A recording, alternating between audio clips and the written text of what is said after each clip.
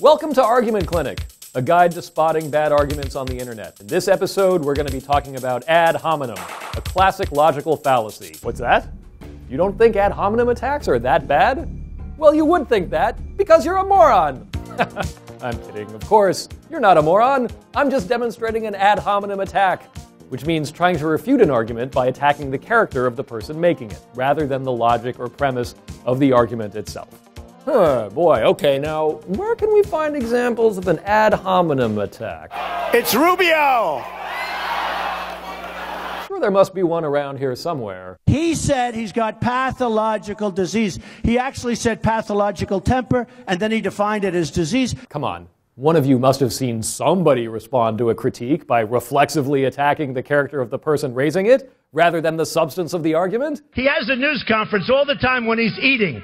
I have never seen a human being eat in such a disgusting fashion.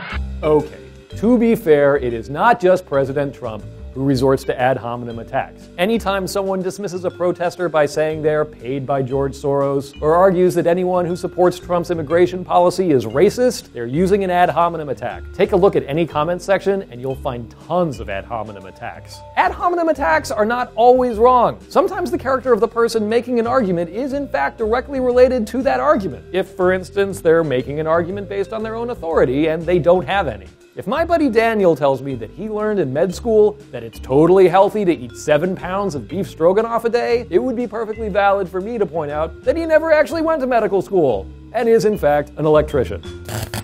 But for the most part, people make ad hominem attacks to avoid the argument altogether. Let's take a look at a few different flavors, shall we? So you've got ad hominem tu quoque.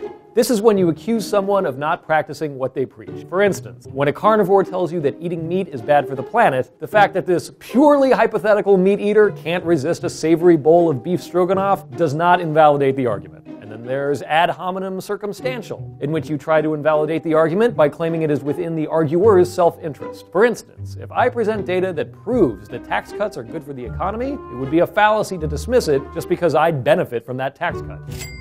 And then there's poisoning the well, in which someone is primed to distrust someone else's argument in advance. For instance, the way Donald Trump called a bunch of press outlets enemies of the American people the day before news broke about some members of his administration's communications with Russia. You get the idea. Ad hominem attacks are easy, and they can be kind of fun, but they are not sound. They are dodges, a way to avoid grappling with the substance of an argument itself. If you don't agree, feel free to hop on the next train to Losertown because that's obviously where you belong.